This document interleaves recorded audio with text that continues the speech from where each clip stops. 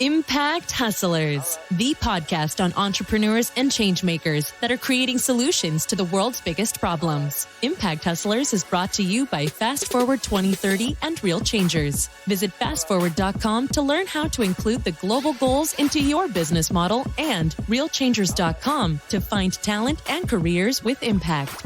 And this is your host, Maiko Shafrat.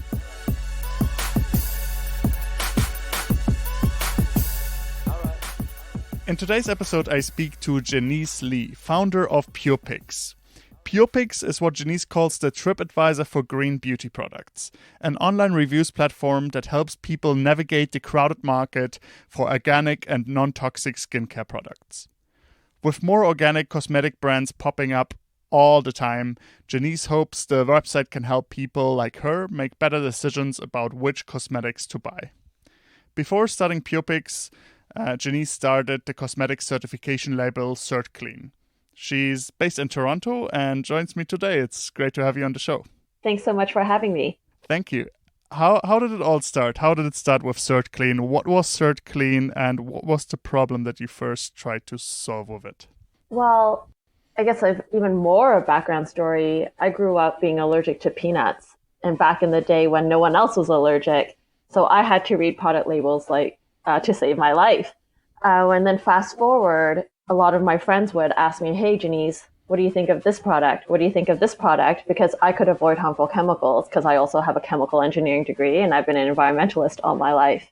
So I could see firsthand there were so many women who wanted to buy healthier products, but just didn't know how because they didn't have the science background or the time to learn. And yet at the same time, I saw all these brands that existed that couldn't find these people. And so I really, that was the problem. I was like, how do I, these groups, these big groups exist and they couldn't find one another. How could I help? Mm-hmm. So that's what gave you the inspiration to start CertClean initially. Well, I guess to how the actual certification came to play, I did this thing. I just picked up the phone and I called a lot of brands and I asked them, hey, how do you spend your time? What keeps you up at night? If you had a magic wand, what do you want done? Why do you spend your time on this? Why do you spend your money on that? I was really trying to understand their headspace and how they manage their operations every day and what their problems were. Because I was not a brand owner, I didn't know exactly what the problem was. And then I came up with varying ideas and different business models that didn't work. And then one day I was explaining to my mother what clean tech meant. And I was like, oh, clean tech is just an umbrella term for technology that's greener, that's more efficient, that's just better for the world. And I said, that's what we need in the beauty sector. And so I said, hey, what about an umbrella term? What about then it evolved into a seal of approval and a certification? And I called all the brands that I had spoken to prior and said, hey, what do you think of this idea? And they loved it. And so I also said, well, I'm only going to build it if you also pay me to do it. And so that's how the certification came to be. Great.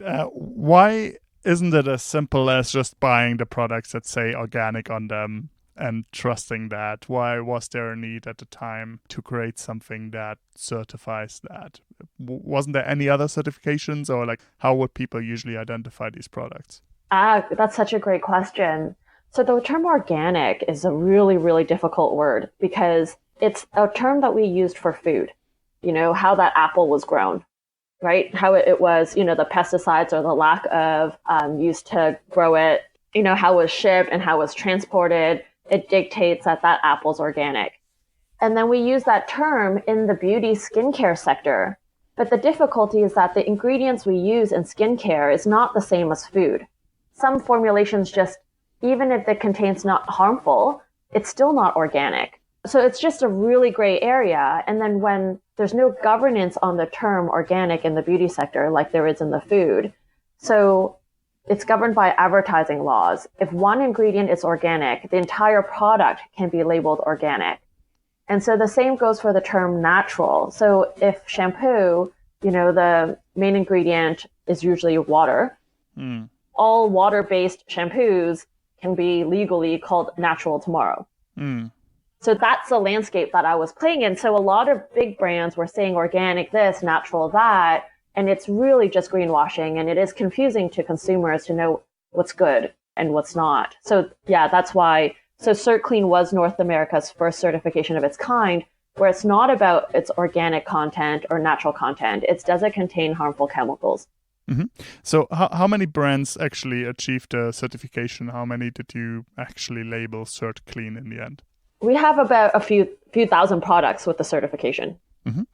And you ran that, I think, for a couple of years, and it's still live as far as I can see. But you shifted your personal focus a bit towards a new project called Purpicks, which is, as I said earlier, basically TripAdvisor for green cosmetics, for clean and organic cosmetics.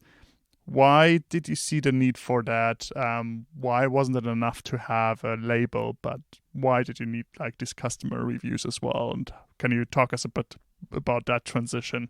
Yeah. So when you understand my headspace of, I was really just focused on the problem. How do I help the health conscious women buy the better products that are better? So the certification helped the brands, how do I say it?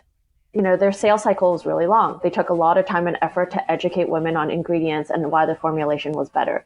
The certification shortened their sales cycle because in an instant, people can say, hey, this formulation's been vetted by a third party. But what is really difficult for brands in the beauty sector is to convey that their products work. And I learned that when I was talking to women. I'm like, oh, here's a CertClean certification. Here are all the products that are certified. And every woman would then say, Jenise, so what do you use? What do you recommend? And I'm like, oh, crap. We vet the ingredients, the formulations. We don't know if it actually performs. So an ingredient, right? A lipstick could be, have the best ingredients and edible ingredients. And it, might last for 12 seconds on your lips. And I realized very quickly it's, women, in order to feel empowered or to feel confidence to buy, they need to know that the products work. And I also knew, like as a woman and, being Asian, I'm like, what works for my hair type does not work for other ethnicities' hair type. So I said, this problem has to be solved. So then the review site was born. Amazing. Now you both collect the data on and certify green brands as well as collect customer reviews. Talk us a bit about where you are today with the product and how people are using it and maybe some of the successes you celebrated as an entrepreneur. Yeah, we grew very fast, very early. I was able to raise pre-seed capital, $50,000, after a few weeks of coming up with this idea for this reviews platform, because I really weaseled my way in to meet with these investors. Like I really just begged my way in before when I just had an idea and I didn't even have a minimal viable product. So I had a meeting secured. I had 6 weeks to show them that I was onto something. And I was able to onboard, I think, several hundred products on the site. And then I asked the brands, I said, hey, write an email to a couple of your loyal customers, do a social media post, and get people to write reviews on the site. And within 3 weeks, we got over 300 reviews for $0 at zero marketing dollars. And so that's how I pitched it. I said, brands need this, consumers need this. It costs $0 to drive traffic and for reviews because all the brands know that they need this site. So I got the yes from an investor and several weeks after the idea. So that I would say was successful. And then since then, we have thousands of reviews now. We're growing 50% month over month in terms of traffic. So I think it just shows how this was missing in the marketplace. And I've just recently come up with the analogy of comparing the organic beauty sector to online mattresses of all things. So the way I explain it is, 5-10 years ago, no one bought mattresses online. No one thought about it. But how did Caspers of the world how did they convert interested buyers to actual buyers when these people could never test or touch these products in real life? And it was because there was a whole lot of content, a lot of review sites, a lot of product comparison sites, so that people didn't feel the need to actually lie on the mattress to buy. They were equipped with enough information. So Purpicks is the start of that. So you're basically trying to make that happen in the beauty industry. that people feel like they can confidently buy a product online without having to actually test it in a shop? Yeah, when I spoke to hundreds of women about this and tried to really understand their headspace, and no one said, like when I asked them, why do you not buy safer alternatives? No one said vanity. And I wish that they did, because it would have saved me a lot of time. They would say, oh, it's not accessible. They don't know what it is, but at the end of the day, when we know that something is amazing and it works and it will deliver to our expectations, we will buy. So yeah, women, we're just apprehensive when we can't test or try or smell any of these products. We need a little bit more information to be persuaded to buy online. Amazing. Can you talk us through some of your future plans? What is still to come with PurePicks, and where do you want to take this? Yeah, that's such an exciting question for me. We're building PurePicks to be the most powerful recommendations engine for organic skincare, so that someone of, whether you're very fair, blonde, or redhead to black with really tight curls, you can still find the best product for you. That's where we're going. So we're starting to collect profiled data points and to correlate them with manufacturing data, and then trying to also understand the sentiment of the reviews and put that all together. So that's really exciting. We're also getting all the green beauty bloggers together in a community to create content on PurePicks, because right now a lot of the bloggers, if you can imagine, they're so niche.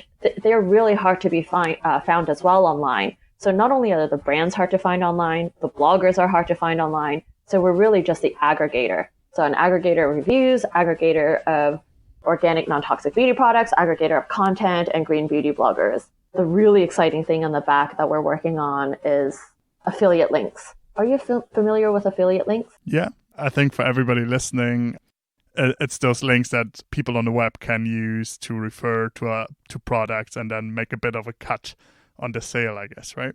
Perfect. Mm-hmm. Yeah, you say it better than I can. Yeah, and it's affiliate links was the key to how online mattresses grew. Mm-hmm. That's how the bloggers got incentivized to create these reviews and product comparison sites, because they would get a commission after if they were to drive sales. So right now that's missing in this sector. So I'm building that to help the entire ecosystem make sense to work, because a lot of brands right now, they have such a limited marketing budget, and they have created such beautiful formulations, but they can't compete with the big brands in terms of marketing. But there's no way to incentivize the green beauty bloggers to create more and more content either. Right now, all the green beauty bloggers, most of them, are doing it because they're advocating for sustainable living, advocating for organic living, and they're creating beautiful content and beautiful photography as a hobby, when they really could and should be paid for their work, and because they're super critical in this sector. Mm-hmm. Let me move on a bit towards your founder's journey and your journey as a founder from really first starting out. And we always have people listening that are looking to start their own companies.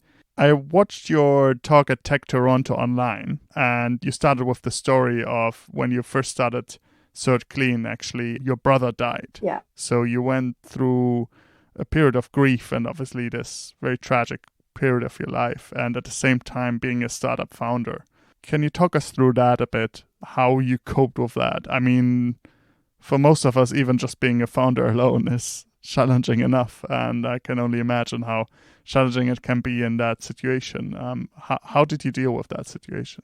Oh, yeah, it was awful. It was really, really hard. Even when I think back about it, it makes me sad. Like I'm teary now just thinking about it. I think you're right. I think entrepreneurship is really hard on its good day. Entrepreneurship, it's lonely, it's isolating. A lot of the peers, when you're starting out, you're the only one who started the entrepreneurship journey. So they don't necessarily understand what you're going through. Absolutely. And that includes family. I also remember, into my entrepreneurship journey, every time I would see extended family, they would say, hey, Jenise, how's your job search? How's the job hunt going? Mm-hmm. And it was so frustrating. I'm like, I am not unemployed. Well, I am, right? But I'm not looking for a job, so it was just even that. So on a good day, the startup life is hard. Yeah, when you couple that with grief. I was trying to start the certification when my brother was sick. So that was hard because I tried to spend a lot of time with him and tried to have energy to do the startup stuff, which meant that it was even lonelier because no one understood what it meant to see your brother die. And no one knew how hard the startup life was. So I also then was also a solopreneur because I didn't, it was very difficult for me to wrap my head around working with somebody else who could understand me and given the pace that I could work. It didn't seem fair. But I think what got me through it was that throughout this entire journey, I was just very centered. I knew that this was what I wanted to do. I did my MBA. I have a chemical engineering degree. I worked as an engineering consultant. I have an MBA. I had a lot of options, but it felt really right to solve this problem. And given the fact that both my aunt and my brother died from cancer, this just, to me, was a thing that had to be done. How many people get diagnosed with cancer and wonder what gave it to them? Yeah. And then they do a detox, right? They wonder if it was their deodorant. They go then organic everything from food to personal care to everything. And I said, why do we need to wait till it's so bad to change? How can I help all the healthy people today to reduce exposure to harmful chemicals? And I'm starting with skincare. It's a product that we've been we've used it on our bodies since we were born. Till really the day we die. And skin is our largest organ. So why don't we feed and nourish our skin better with chemicals that are not questionable? So I think so all in all, it was just, as my heart was breaking at the time, I was also very grateful and very happy to take the decision to do this. Did you have moments where you said, is it even worth pursuing this? Or as you said before, it gave you even more of a drive to say, hey, this is a problem I really need to solve? Because obviously it can go both ways. I never thought of quitting. Wow. Yeah, never. I don't think I ever thought of quitting. It was at the early days when I came up with the certification idea, there was a lot of self-doubt, a lot of, I didn't have the confidence to start. I said, oh, who am I to create this certification? But luckily, I had also a lot of great mentors and advisors who would say, hey, Jenise, who are you not to do this? Right? I've been reading labels all my life. I have the academic background. I have the professional industry background and experience. So the moment I decided to do it and realized I was the one to do it, I never looked back. Yeah, to this day. Amazing. It's great to hear that journey and, being exposed to so many founders, being one myself as well. I just know how hard the journey can be on itself. So it's great to hear how you kept persistent even in those dark days. I think I should also probably note, for the listeners who are going through some tough issues, it's that at that time, I chose to spend time with my brother instead of struggling with a startup. That was a very, very, very clear decision. It was, I didn't care if a newsletter didn't get sent out. I don't care that I'm not working on social media. I don't care if I'm not making the brands happy, that I'm not communicating as much. I was like, this is my time to spend time with my brother.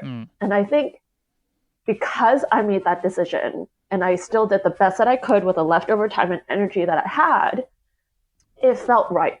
And so when my brother died, I didn't regret how I spent my time. And I think because because I made the right decision. I didn't. It was a struggle, but I didn't struggle with, it wasn't, when I was with him, I was very present, or I tried to be, as much as I could, and it was very intentional. So yeah, after his death, I wasn't I was very at peace with it because I think I did right by me and I did right by him. And so for anyone else, yeah, you can do both. You just need to know when to prioritize what. I think that's great advice. I mean, for any founder, I think we know how stressful that journey can be. And there is this generally accepted opinion that you almost have to give up almost everything to start a company. And I think there's the real truth actually opposed to that. That's like you need to get your priorities straight, right? So you don't want to live your life in a way that you're going to regret things, not having spent time with your family, not having spent time with loved ones, and instead generated some more subscribers to your email list instead, which, in the long term is much less meaningful, right? So it's great to hear that as well, right? That you were able to continue, but not at the expense of not being able to spend time with your family and with your brother. Yeah. I think you say it well. A lot of the times when we only talk about startup and entrepreneurship, a lot of the times we say to someone who's on the fence, it's saying, you don't want to live with regret, with not trying, so just do it. We hear a lot of that. But life isn't just, it's so much more complicated and so much more complex. So yeah, you don't want to regret not living your life's purpose, you don't want to regret not seeing what you could do and what problems you can solve, but you don't want to regret other aspects of your life, right? Like you said, spending time with family and loved ones, especially when it matters. It's amazing to see the journey you've made since then. Obviously, really built up both the platforms, CertClean and Purpicks, to a really nice degree that people can actually use it. You have a lot of thousands of reviews on there, and you're making an impact on people actually choosing the healthier alternative. And that's great to see. And it's great that you were able to pull this off, and you're still pulling off every day. So it's a really great story to hear. Another question I would love to discuss briefly is, what was one of your biggest learnings throughout this journey? Was there anything that you can advise people that are looking to start their own company? What did you learn from all this so far? Wow, a ton. I think I'm a different human being now than when I first started. I think very early days, like I mentioned already, there was a lot of self-doubt lurking within me. There was a lot of self-doubt. And so I would read a lot of the business books, a lot of the startup books, absorb all the, what skills do I need? But then I realized I had to really think about it and said, it's not business acumen. It's not whether I could create a marketing funnel, it's confidence. Then I just did a 180 and I just read a whole lot of mindset books on how to build confidence, how to visualize, how to, have a healthy start to the day. So from, I used to struggle to even get up at 8:30. So now I'm up at 6. I'm at the gym at 6:30. I meditate, I visualize, I do all of that now. And it's been a very powerful change. So if I were to tell my younger self what to do, I would have focused a whole lot more on building confidence and a healthy mindset much earlier on, because I felt that you never want to make decisions out of fear. So, right? So fear of failure, fear of success, whatever it may be, that has to stop. You have to see things with clarity and not fear. So I think I would have saved myself a lot of time had I just been a little bit more confident and had trust the process. Just like confidence is like trusting the process, trusting that if whatever I embark on, like a new initiative or new pilot, that even if it were to fail, I want to fail fast and learn faster, and that trust the process that I will learn so much more from it, as opposed to spending time to think about it, mull it over, trying to get more data. That's never going to happen in the startup world, as you know, Yes. And just to make faster, better decisions earlier on. And that had to come from confidence. So, yeah. And then I think it's learning that micro decisions all matter. So every little decision that you make compounds to whether you succeed or not. Like the fact that now I wake up at 6, I literally feel like I have 3 more extra hours in a day. And by noon, I'm very proud of my entire day already. And then the rest of the day are bonus hours to do even more work. But that took a lot of effort to get there. The mindset to choose to live that way. Oh my God, I am a different person. It's funny to reflect on that.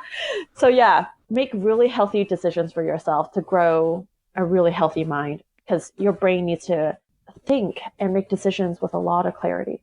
That's great advice. How many years has it been since you first started? Remind me of that. Oh my God, I lie about this number all the time. But because if, I don't necessarily usually want to talk about my brother's death. So then I would say, hey, I started this 3 years ago or 5 years ago, but really I graduated from my MBA 6-7 years ago, and I wanted to embark on the entrepreneurship journey. But literally, I think a week or two before I graduated, both my brother and my aunt were I learned about the diagnosis of both my brother and my aunt's cancer. So then, I lived with my aunt for 3 months before she passed. Then I lived with my brother for 3 years before he passed. All trying to do this stuff. So it could, I could say 6 years, or I could say 3 years. In any case, it's been a long journey and you've come a long way. And I think as a last question, I'd like to ask you about the next 10 years, which might even seem hard to imagine where you could go in the next 10 years. But the question is, over the next 10 years, what's the type of world that you're trying to create with Purepicks or whatever might come next? What's kind of your mission and where you want to take all this? Yeah, you do ask tough questions. 10 years is quite far away, but I am for certain going to be in the environmental sector. For certain, it's going to intersect with women in business. I think it's been such a powerful experience working with predominantly women makers who consciously chose to formulate to make better products for their families, and to see them grow beyond their communities has been powerful. And I want to continue doing that. I want to somehow tie that in with women in the developing world. So I'm not quite sure what that looks like, but it's going to happen. I think there's going to be a book in the making. Having worked with so many women makers in the environmental sector, I could see a lot of the same patterns in their headspace and even just business acumen, talking about their marketing funnels and things like that and their strategy. Whether that comes it's probably going to come in a form of a book or even maybe an accelerator of some kind, helping these brands grow and creating a fund that specifically focuses on prevention of cancer or other illnesses like it. So really just how do we reduce our exposure to harmful chemicals? What kind of businesses are actually doing that? Versus I remember hearing a pitch and it was, the idea is brilliant and I won't go into details, but it's to help cancer patients. But the way that they pitch the market opportunity, you and I know when we pitch market size, you want it to be big and you want it to be growing year over year. So his market size, because it's cancer patients, was emphasizing on the growth of cancer year over year. And therefore, right, we should fund his business. And my heart, part of me died for a millisecond. It's like, how are we going to continue funding companies that bank on people getting sick as a way for it to be a very strong, viable company? Whereas I want to fund companies the other way around. We need to stop this from happening. So I can probably imagine Purepicks to also go into the eco-fashion sector as well. Whether it could probably be a completely separate platform, but people want to know, does this dress fit for somebody with big breasts, small chested, small frame, long legs, so right now that kind of information is really hard to grasp online.